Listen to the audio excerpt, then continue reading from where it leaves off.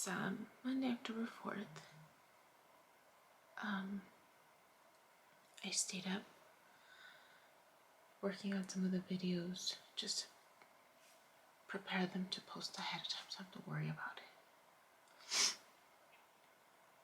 And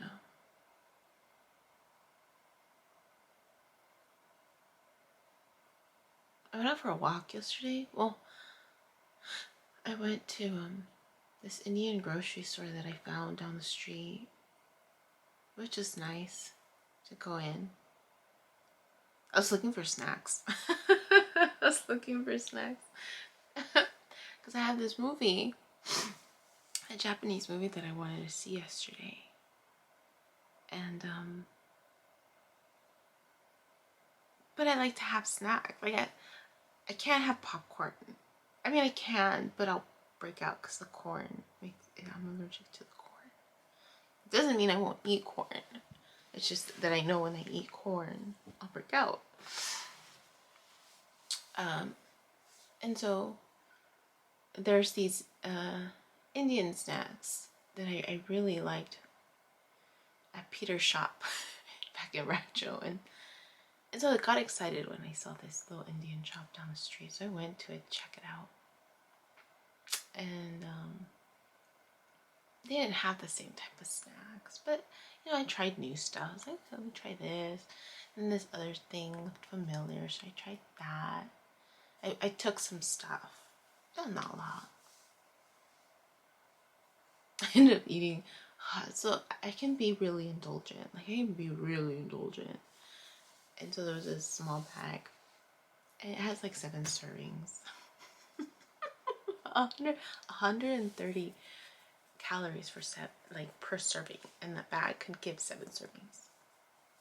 Guess what? Pull back. and who didn't watch the movie? I didn't watch the movie. I ended up not watching the movie because I was working on the stuff, and when I'm working on the stuff, I have to pay attention because I'm rewatching the videos and I haven't seen them in a while. So I'm listening to it again so I can type out the description of, you know, a description, just a written piece of it for it. And there was one that I got hung up on a bit, and it's called it's actually the one that posted this morning. I got hung up on that, even though that's not where I left off. But it's chapter 27, episode 4. I wonder what is home for me now. I got hung up on that one for a little bit.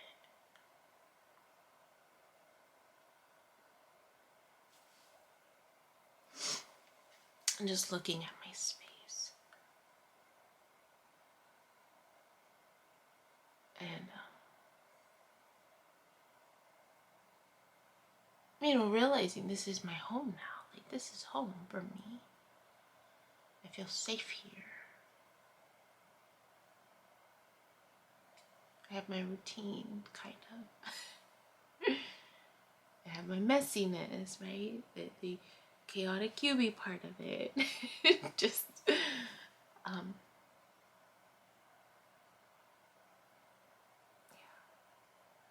So I got hung up on that one a little bit. And I think it could be part of the retrograde, maybe.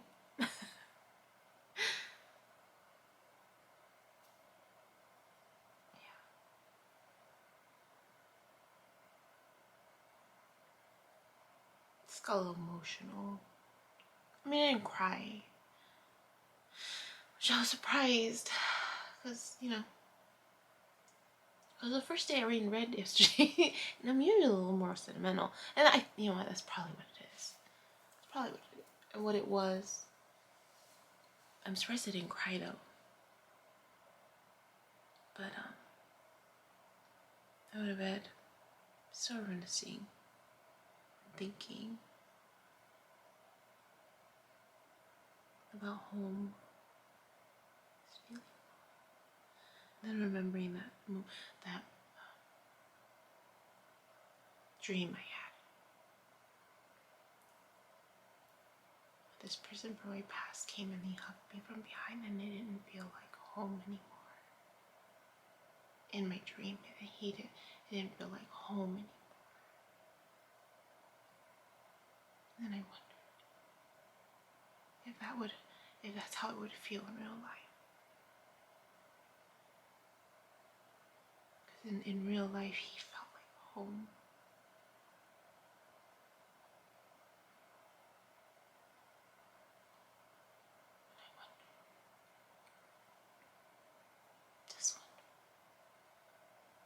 What that would feel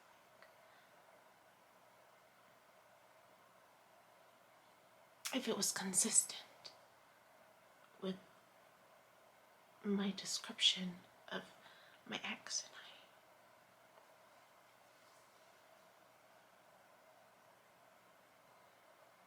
Because he felt like home.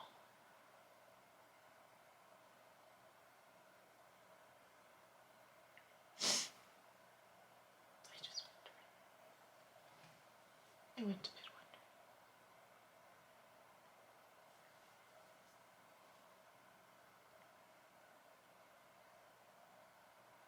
wondering. And I had a dream.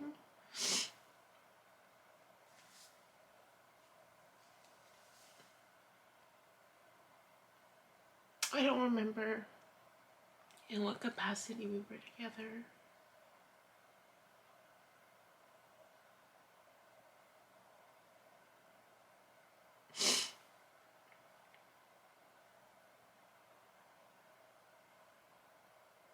But we were together. My sister was there. My boss was there. My new boss. And it just was weird.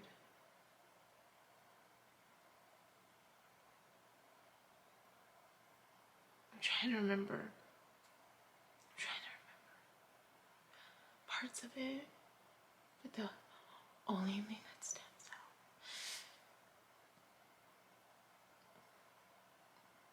out is this feeling like I didn't do anything right. Like I couldn't do anything right.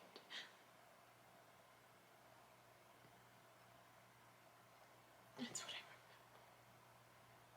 This feeling that I couldn't do anything right. Because it wasn't in the way that he wanted it.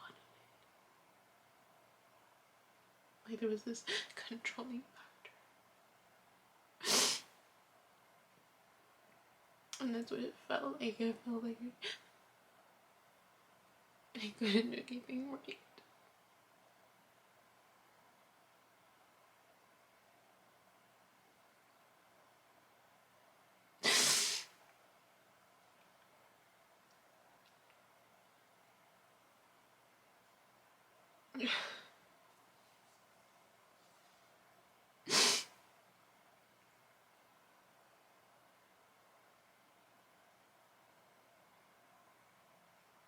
That's what it felt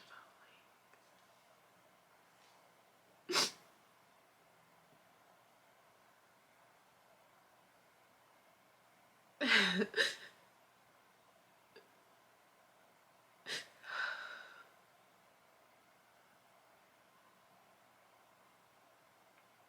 That's what it felt.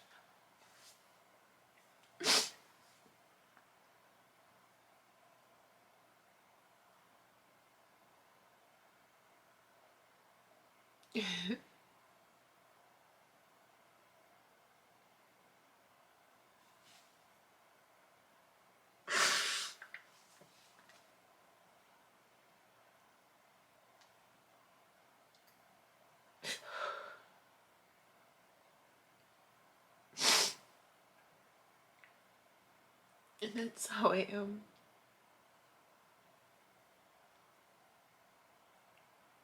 Yeah, just that's the feeling that I got, that I could never do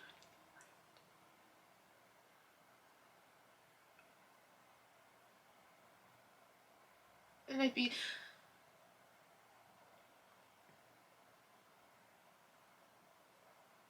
yeah. That's how it feels.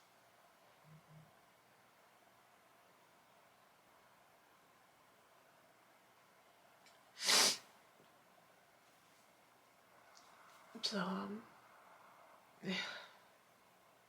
It's just a dream. It's just a dream.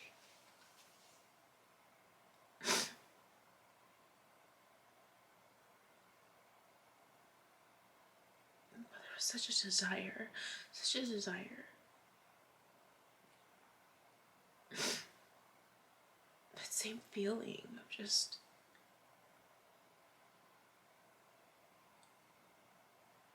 wanting to love him. But I couldn't do anything right. It didn't feel like I did anything right in his eyes.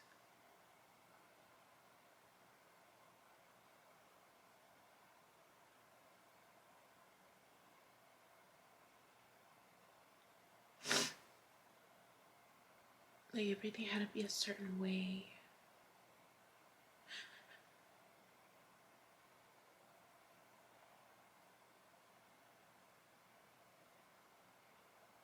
Everything had to be a certain way.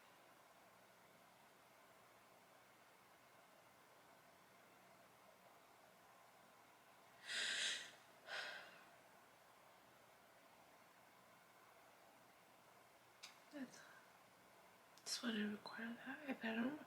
There were other scenes. I'm trying to remember what it was about or what feeling came from it.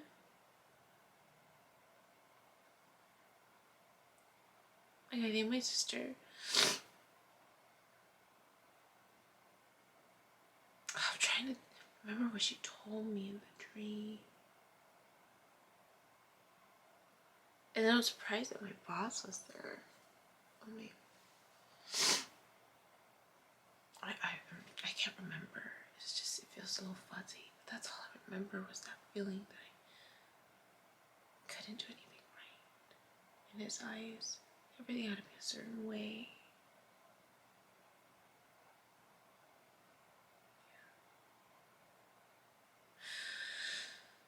Yeah, that's all. I just wanted to record that. It's symbolic. It's symbolic.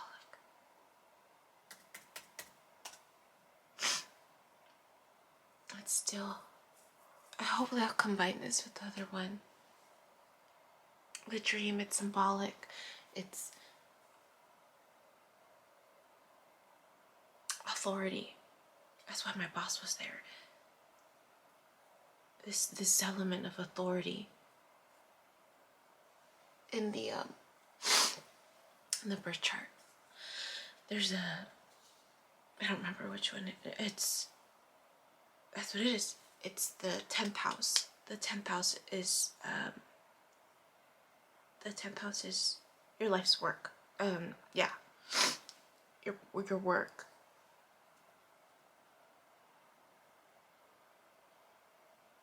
And it talks about authority, and it's known as the father house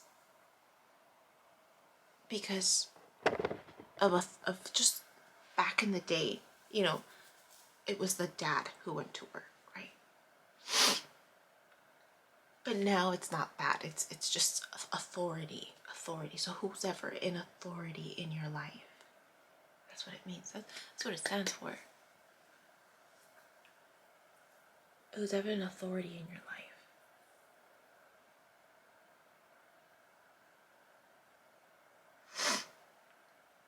I remember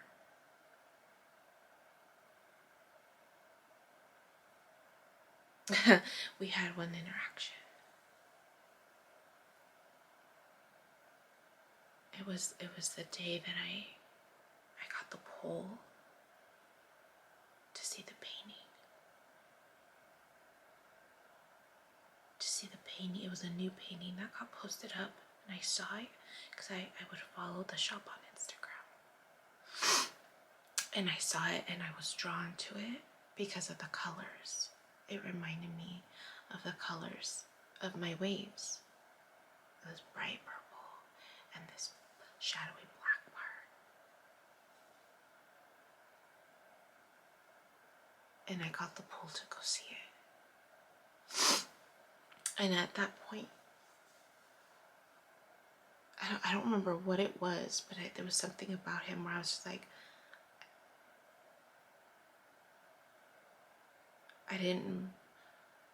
I wasn't so much wanting to interact with him, but so much of just wanting to see the painting. And I remember it got busy. Like every time I went, it always got busy when the shop was open.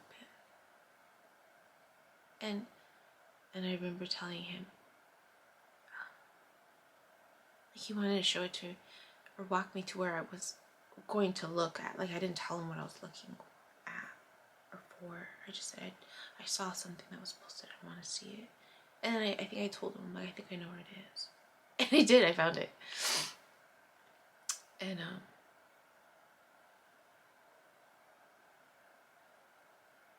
I remember that painting. But that's so. When I came back up, it was also I had just had a conflict with my mom.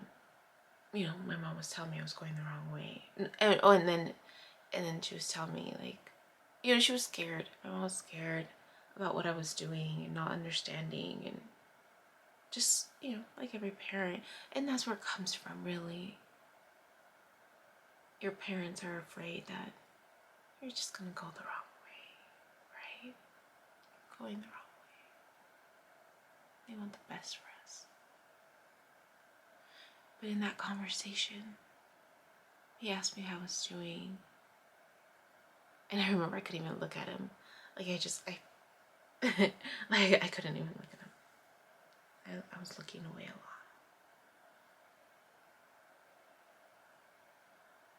But I was venting. And I was just like, I was venting to him about my mom. Because my mom started saying stuff like, esto te lo esperaba cuando estabas joven. Like, I would have expected this from you when you were a teenager, you know, to rebel, basically, to rebel. But not at this age. You don't think that mom said when you break the rules, or when you know, it's funny, right? I mean, it's not funny, but, you know, they do it out of concern, out of love. But the way it comes out, right, it makes you feel like this small. When you're a kid, it makes you feel this small. And I remember, like, kind of shaking my head at my mom, like, oh, really? And I mentioned that my mom and I always butt heads. So I'm sharing this with him, and then he shares back. It reminds him of him and his dad. It reminds him of him and his dad. I don't know when in his life.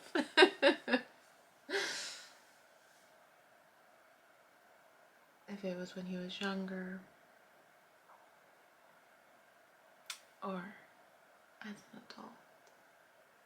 For me, it happened to be when I was an adult. I want to say for him, it was probably when he was younger. Because of the stories he shared with me. They made sense. So another reason why I could see right through it. So it was a familiar story. I've seen it happen, right? Many times. I've seen so many families. I've worked with so many families. So the stories that people share sometimes, it's familiar. I see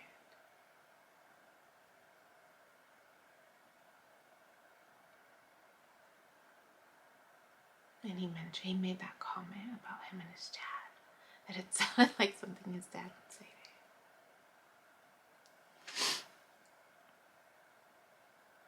to him. You know, parents, when they go through their own trauma,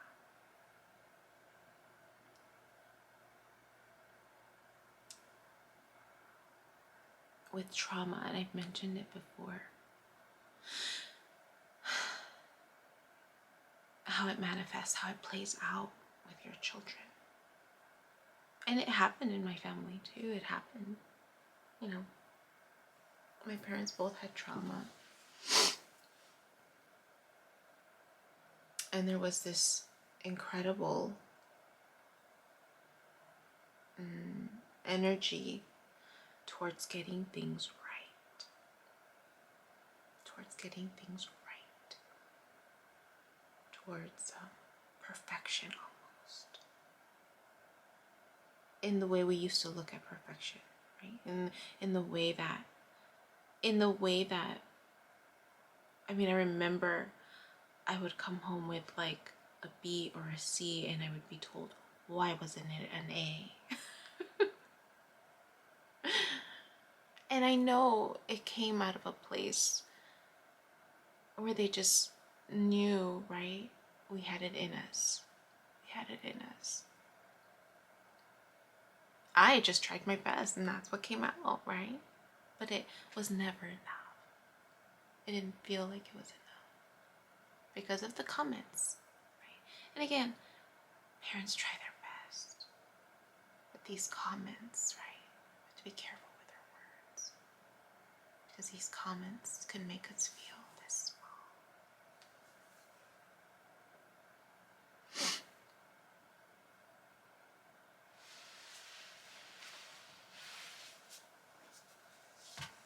This image, right, that my mom fears.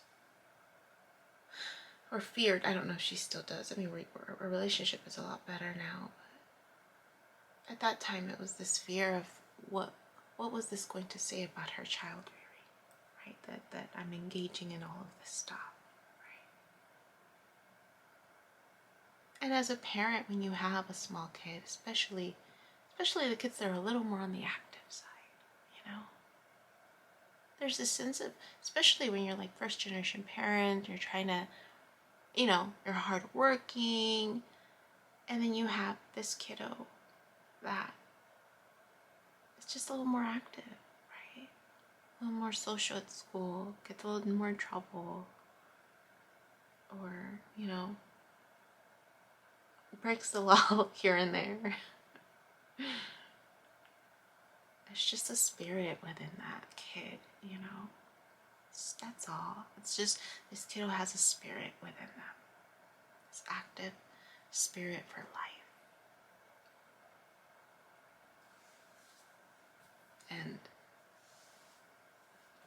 But, you know, parents don't see it that way because we live under these constructs, right? Of this is how we're supposed to act in a certain way in society, right? And so then parents become, you know, they come down hard on their kids, not knowing that how they do that can crush their spirit.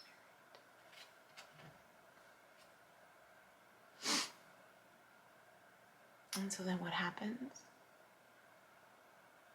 These kids grow up insecure, afraid to break the rules, because they're being trained, right? They're being retrained to follow rules, right? I mean, I remember working with some of these kids that are a little more active than the others. And around third grade is when they start realizing, second, third grade, depending on how insightful they are and how aware they are of themselves. When they notice that they get themselves into trouble a little bit more, these kids tend to be the ones that get diagnosed with like ADHD and ADHD, like the hyperactivity part. And I remember working with these kids. The heart is there, you know, but they see how other people look at them. They see how other people, their other peers, right? They see how they're different. And at that age is when they start worrying too much and feeling sad about themselves. Because they see it, they get in trouble more. Especially if they have siblings, they get in trouble more than their siblings. Or they're constantly being called out in class. Not to mention, right, depending on where these kids live, if they live in certain communities where there might be a little more anxiety, right? Things that happen, you know, like community violence, if you will. So then you add that on top of it, right? So you're getting these anxious kids, right, who are already a little more active. And or there's that, when you assess a kid, sometimes kids who have trauma sometimes are misdiagnosed for kids who have ADHD when it's really trauma-based.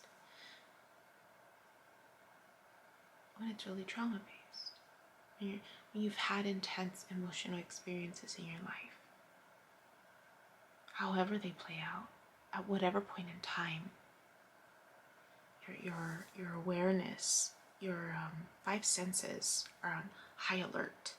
It just gets heightened. And so it just gets heightened. And so you become hypervigilant. About the smallest things. And other people are like, okay, you don't have to obsess over that. But for the one person who's experienced that, it's like, it's not that they're obsessing, it's just that they're it's just on high alert. And so there's this constant need to check and recheck. Or it's check and recheck, look over your shoulders, make sure everything's settled, because that's what brings them that sense of security, almost. I mean, I'm working right now a lot with trauma. That's my area of expertise, really, is trauma. Specialization. When working with clients, it's trauma. And I'm explaining this to my clients to help them understand why they do what they do.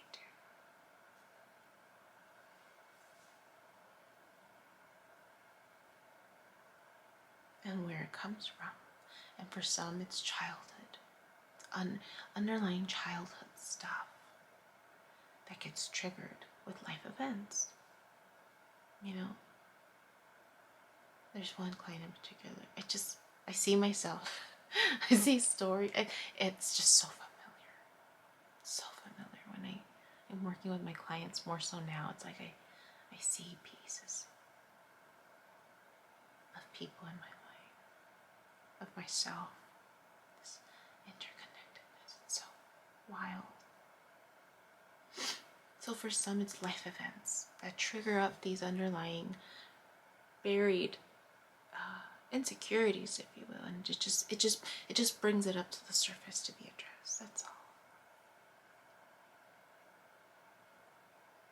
And then for others, it's this reliving of a specific accident, right? That shifted their world. And then for some, it's this repeated accident that happened more than once, right? So it's interesting in my dream that my sister and my boss was there. My boss represents authority.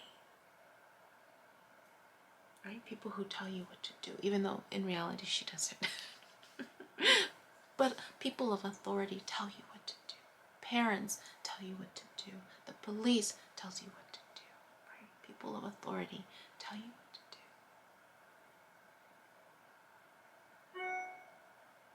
My sister, I mentioned, she gets anxious. She's gone through a lot.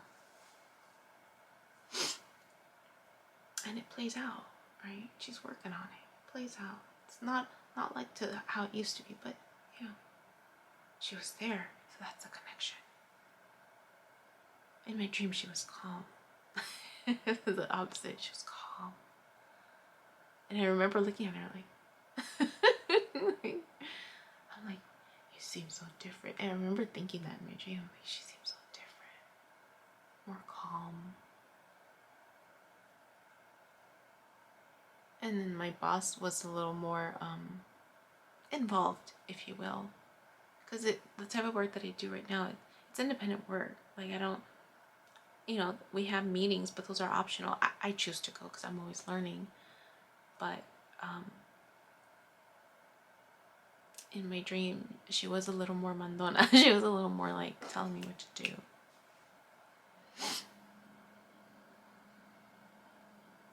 And all I could tap into was this feeling of never getting it right, trying my best, and I just couldn't please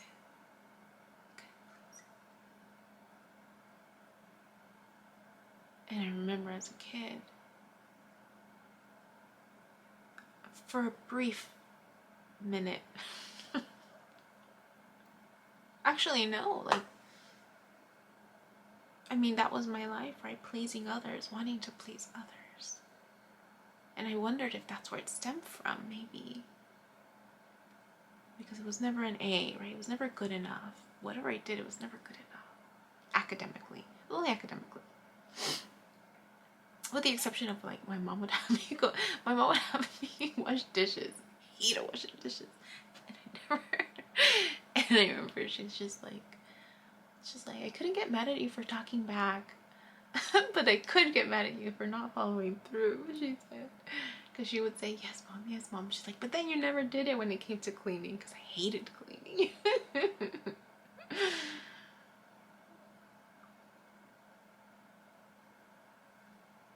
I never followed through, because I just like the pierdes. I didn't follow through with my tasks, as I would get lost in my head. Just thought that's what you would get in trouble for. You would get lost in your head.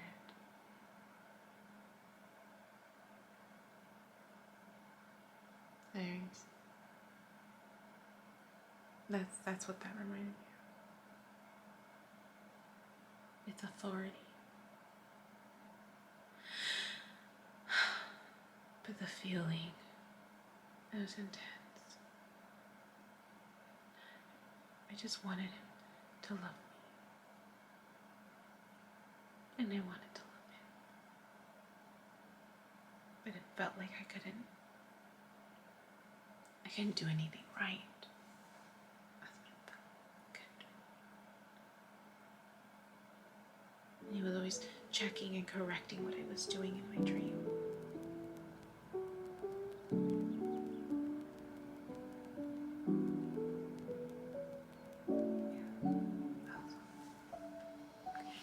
Hi, my name is Yubi, and in case you haven't figured it out, this footage is capturing my experience as I learn to navigate my personal spiritual awakening. I am learning that this experience is unique to each one of us. In whatever way we believe we are embracing living our truth, this just happens to be my journey. And despite me having a graduate degree and a license in clinical social work, this by no means is intended to replace any type of mental health advice. This is just me on a personal level, documenting my experience, shedding light on the truth that I am learning and discovering for myself, and really inviting you along for the ride.